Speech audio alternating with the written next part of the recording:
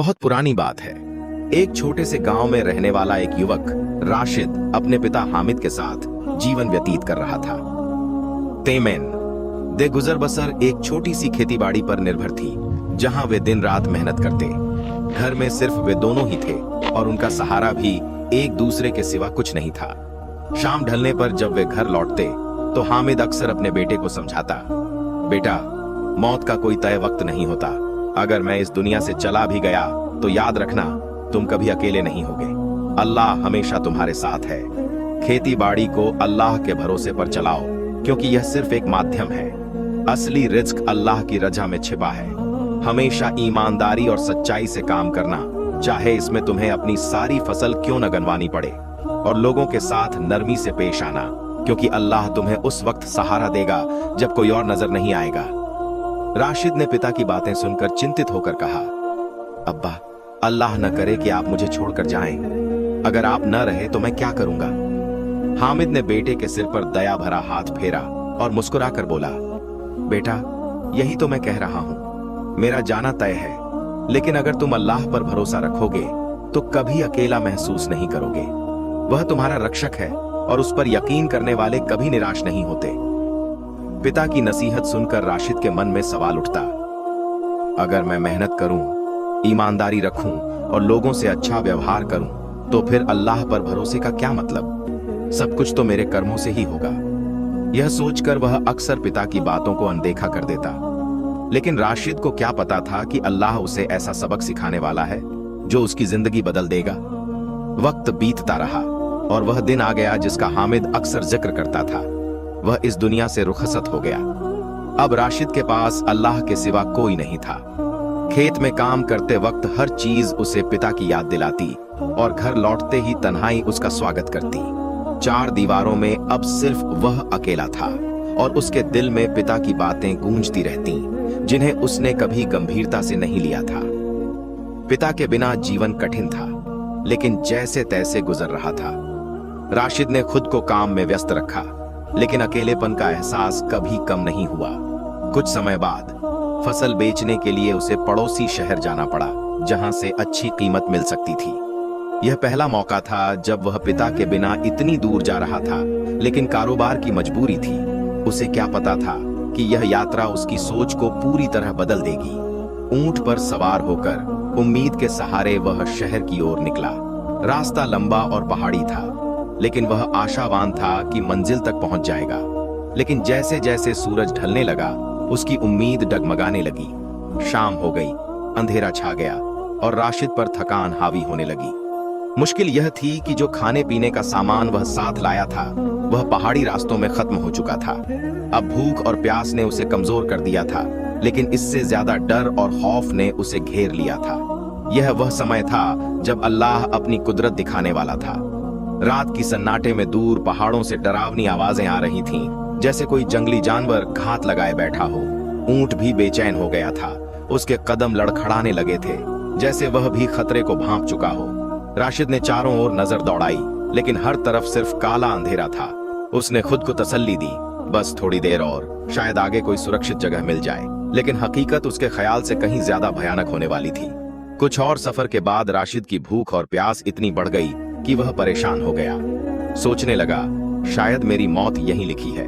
न जगह सही है, न पानी और खाने का कोई साधन। भूख तो किसी तरह सहन हो रही थी, लेकिन प्यास ने उसे बेचैन कर दिया। वह ऊंट को तेज चलाने लगा, लेकिन कुछ दूर जाकर ऊंट रुक गया। अंधेरे में आगे जाना मुश्किल था। थकान और डर से बेहाल राशिद भी जमीन पर लेट गया, लेकिन प्यास की वजह से नींद आंखों से दूर थी। लेटे लेटे उसे पिता की बात याद आई, बेटा, अल्लाह पर यकीन रखो, वह तुम्हें वहां मिलेगा जहां कोई न मिले। यह सोचकर उसके होठों से दुआ निकली, ऐ अल्लाह, अगर मेरे अब्बा की बात सच्ची थी तो इस पहाड़ी इलाके में मेरे लिए पानी और खाने का कोई रास्ता खोल दे। तू जानता है मैं कितना भूखा और प्यासा हूं। दुआ के बाद वह वहीं लेट गया। कुछ समय बीता तो अचानक ऊंट घबराकर उठा और डर से भागने लगा। राशिद ने देखा तो गुस्से में बोला, अब यह क्या मुसीबत है।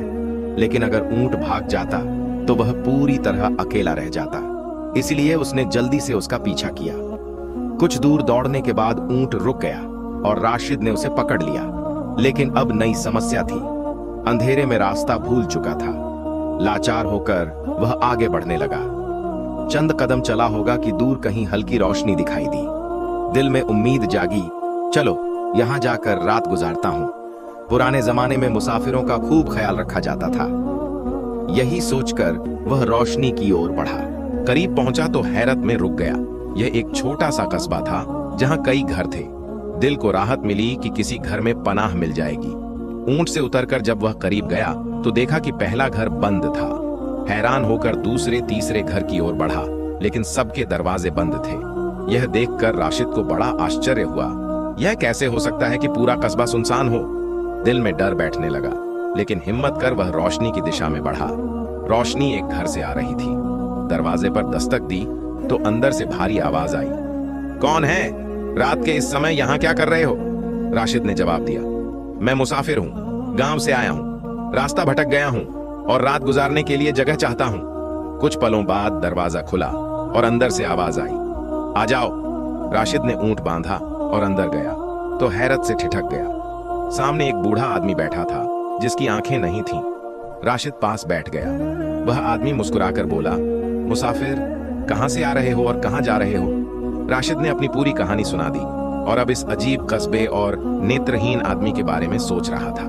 फिर बेचैनी से बोला, भाई साहब, मुझे बहुत प्यास लगी है, कृपा करके पानी दीजिए, भूख भी बहुत है।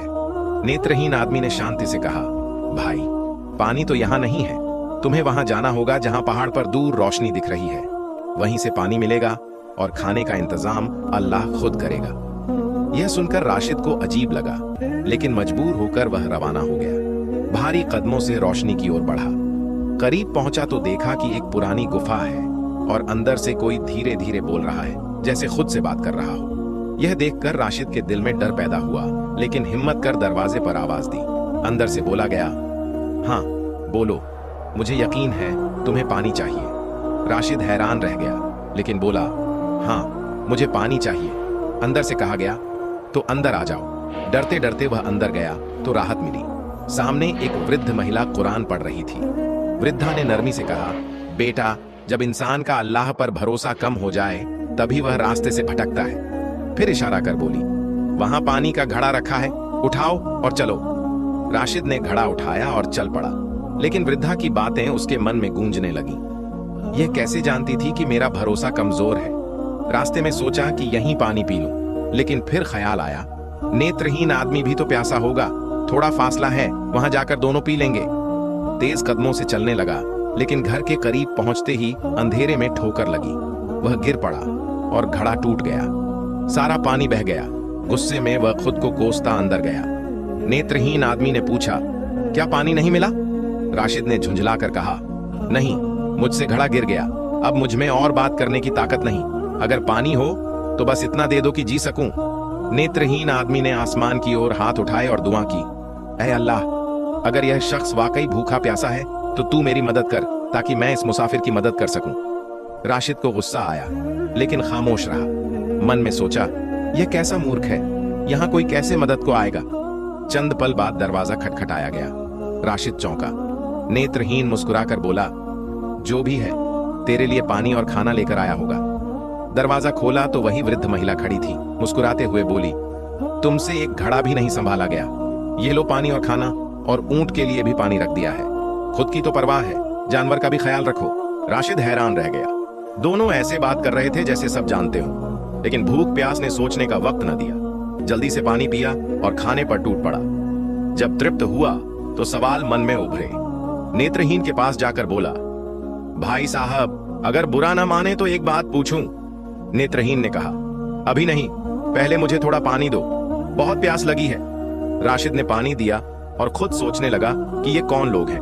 थकान से वह सो गया। सुबह आंख खुली तो नेत्रहीन नमाज पढ़ रहा था। वह चुपचाप बैठ गया। नमाज खत्म हुई तो बोला, अब तो जवाब दें। नेत्रहीन मुस्कुराकर बोला, तुम भी अजीब हो, अल्लाह ने नई जिंदगी दी, खाने पीने का इंतजाम किया, लेकिन तुमने न रात की नमाज पढ़ी न सुबह की। यह सुनकर राशिद शर्मिंदा हुआ। फौरन वुजू कर नमाज पढ़ी, फिर ऊंट पर सामान लाद कर चलने लगा। नेत्रहीन ने आवाज दी, पूछ लो जो पूछना है। राशिद ने कहा, यह कस्बा खाली क्यों है? नेत्रहीन बोला, यहाँ बाढ़ आती है, लोग ऊंचे इलाकों में चले जाते हैं। फिर तुम क्यों रुके हो? मैं जा नहीं सकता और इबादत के लिए यह जगह नहीं छोड़ना चाहता। और वह वृद्ध महिला कौन है? अल्लाह की एक नेक बंदी, सारी रात इबादत करती है और जरूरतमंदों की मदद। आखिरी सवाल, तुम्हें कैसे यकीन था कि खाना आ जाएगा? नेत्रहीन हंसा, अगर मालिक से नहीं मांगोगे तो किससे? तुम्हारी तो पहली रात थी, मैं 2 साल से यहां हूं। अल्लाह हर रोज इंतजाम करता है, एक दिन भी भूखा नहीं रखा। कल रात तुम्हारी वजह से देर हुई। फिर बोला, अल्लाह पर भरोसा रखो। जब तुमने पहाड़ में पुकारा तो ऊंट डरा। यह मुसीबत नहीं, रहमत थी। जहां तुम रात गुजारने वाले थे वहां से कोई जिंदा नहीं लौटता, अल्लाह ने बचाया। वह रास्ते बनाता है, चाहे पहाड़ हो या कोई और जगह। रास्ते में राशिद को पिता की बातें याद आईं, जो कहते थे कि अल्लाह मुश्किलें देखता और हल करता है। अल्लाह पर भरोसा करने वालों को वह मिलता है जहां कोई न मिले। इस घटना के बाद राशिद का यकीन मजबूत हो गया और वह हर काम अल्लाह पर भरोसा कर करने लगा। इस कहानी से हमें सबक मिलता है कि अगर हम अल्लाह पर पूरा भरोसा रखें तो कभी निराश नहीं होंगे। हमारी सोच सीमित है, लेकिन अल्लाह के फैसले दोष रहित और बुद्धिमत्ता से भरे होते हैं। हर परीक्षा या तो हमारे गुनाहों का प्रायश्चित है या इम्तिहान या मार्गदर्शन का माध्यम। इसलिए सब्र करो, अल्लाह सुनने और देखने वाला है। अगर आपको यह कहानी पसंद आई तो सब्सक्राइब करें, घंटी दबाएं और वीडियो को लाइक और शेयर करें। आपका सहयोग धन्यवाद।